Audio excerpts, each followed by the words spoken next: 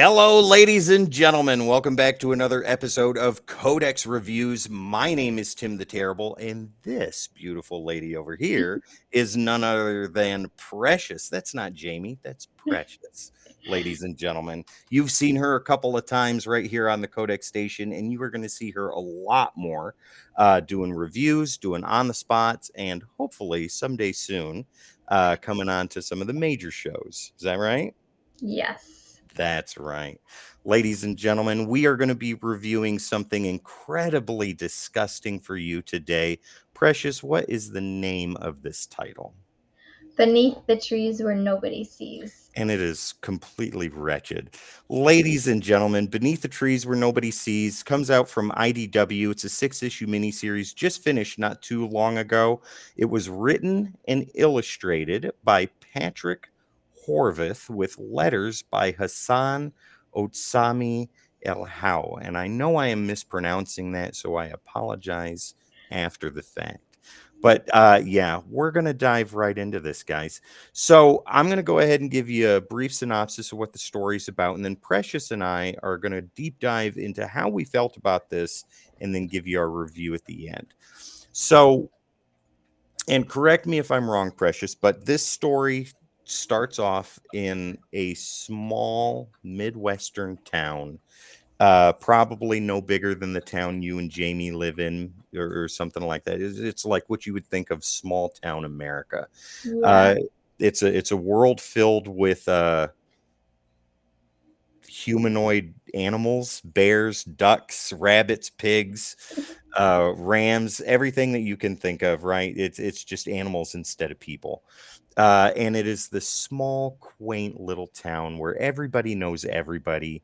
And you have this main character. What's her name? Sam. Is that right? Yes. Yeah, Sam. She is a bear. And she works in a hardware store. She owns a hardware store. And she knows everybody. Everybody knows her.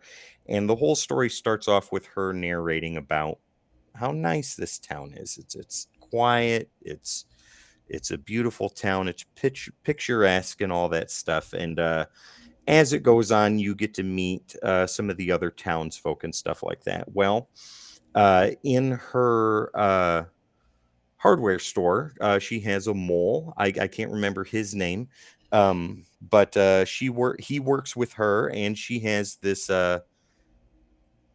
appointment in the big city, right? And that's many many miles away. And I love the transition with this. She's talking about how, like what she does, and we find out as she crosses the town line of the town, her smile is here, then as soon as she crosses the line it goes away. Totally serious. She's a serial killer. She's been doing this for 40 years or 20 years or something like that. And she goes over all of the lists of reasons on why not to kill where you sleep and things like that. And as she's going into the big city, she's explaining how she's been doing this for a long time, hasn't been caught because she's incredibly careful. And we see how she is able to trap one of her victims, right? The duck that's walking by, just this regular dude. She's got the hood popped up on her car and trying to fix it and all that stuff. He comes by, is looking through and offers his help. And she's like, that'd be great. That'd be wonderful. And goes into the back of her truck, which you never should do, and starts digging through her tool bag, and he sees all these random saws and other tools, and he's like, I guess this wrench will work. Gets chloroformed, and then the horror begins, and you get to see absolutely disgusting shit. There's no other way to put that. How disgusting it is. Like the things that she does to this duck after she's knocked him out, drives a nail through his brain and cuts him into pieces. And the book does not shy away from showing you every little detail. And as you go through that, and she goes through the process of burying these pieces, right, and goes back into town, there's this parade that's coming up that the whole town is geared up for. And as that starts to take place the next day, you got the mayor of the town just kind of ringing the bell on the ship and all that stuff. And as this shower curtain ring breaks and the sail falls, what do you see laid out before you, Precious? What is it? A dead person from the town. Like torn open, guts are spewing out and everything. And what does she say? So, she's like, now we've got a problem, a big Yeah. fucking problem, and we'll leave it right there. So let's talk about this. My lord, I've said enough. I want to hear how you felt about this book because you just read it before we got started. Is that right? Like that was Yeah. your first read through? Yep. Okay, so this was my second time reading this. I was reading them as they were coming out, but go Mhm. ahead. Tell me how you felt about this story. So I enjoyed it. I thought it was amazing. The writing, the art isn't really my style, like what I Mhm. normally would pick up, but I think it was perfect for the story. Absolutely. It was like this beautiful type of watercolor work. Yes. Yeah. Yeah. So tell us a little bit more. Like what about the writing did you enjoy so much about this? I really like the mystery and the gory, like, that is definitely something, like, I will pick it up if I see something like that and start reading it immediately. That when we go to the comic shop, that's always something that catches my eye. What did Jamie say when you picked this off the rack and was like, "We're getting this"? He usually is like, "Okay," and then he's like, "Another one."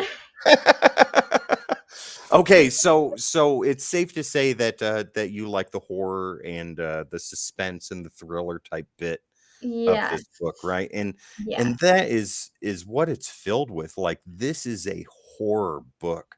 The first time I read this, and tell me if this happened to you. The first time I read through, what was it? I think up to no issue one. After that, my stomach was upset. Really? Like after I read that, I was like, I need a minute. I need to cleanse my palate. I need to go outside and listen to birds chirp and watch butterflies fly for about a good 20 minutes after I read this issue. Did that happen to you?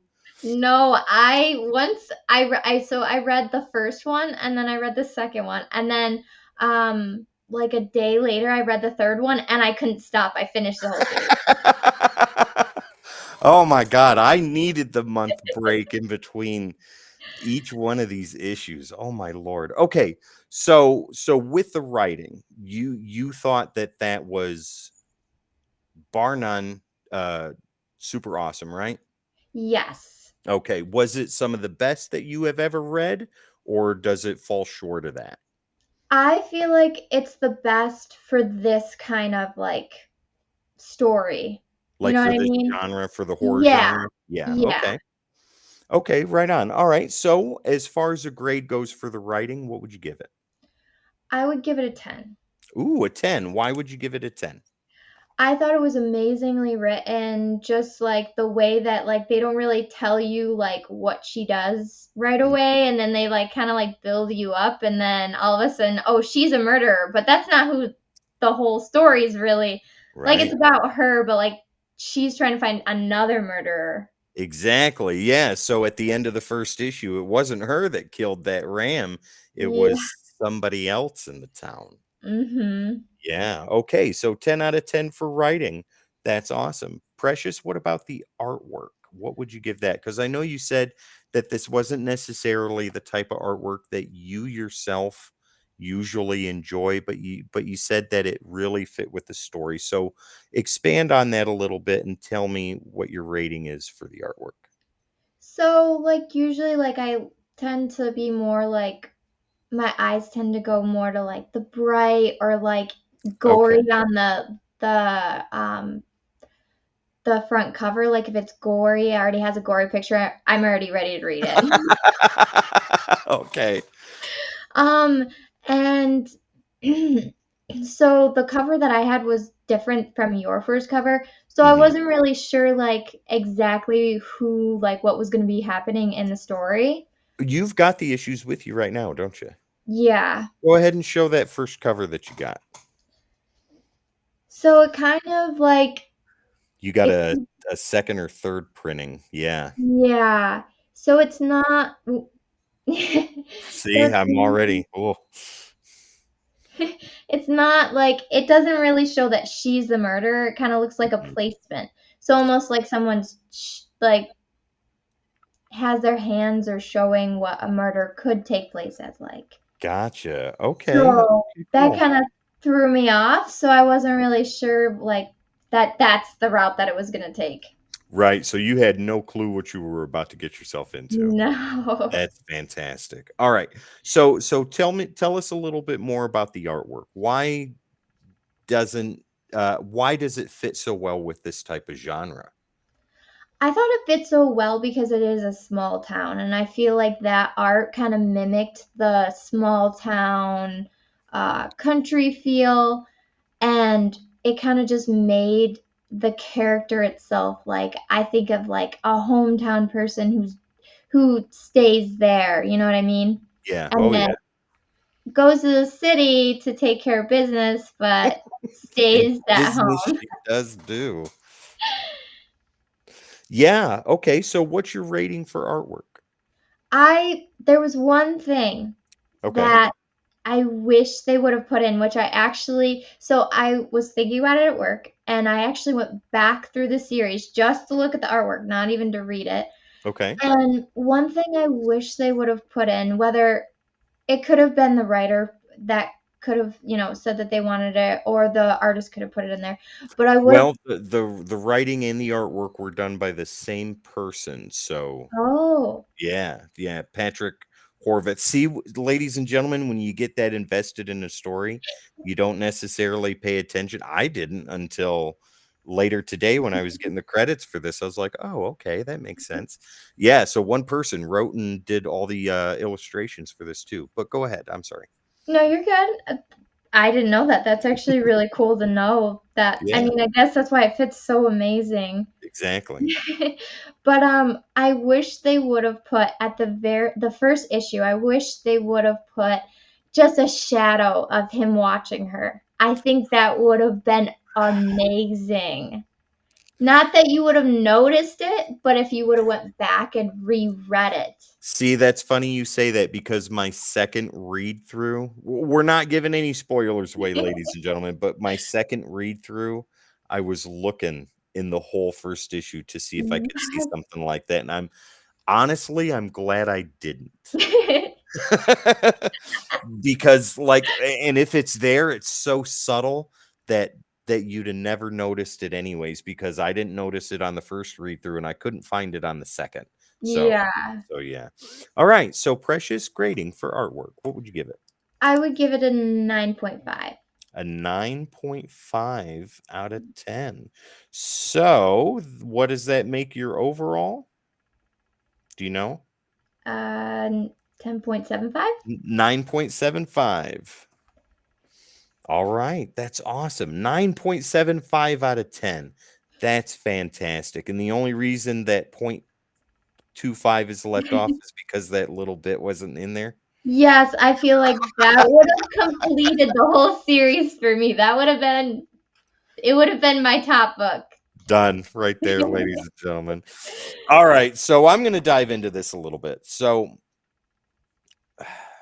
the writing is phenomenal.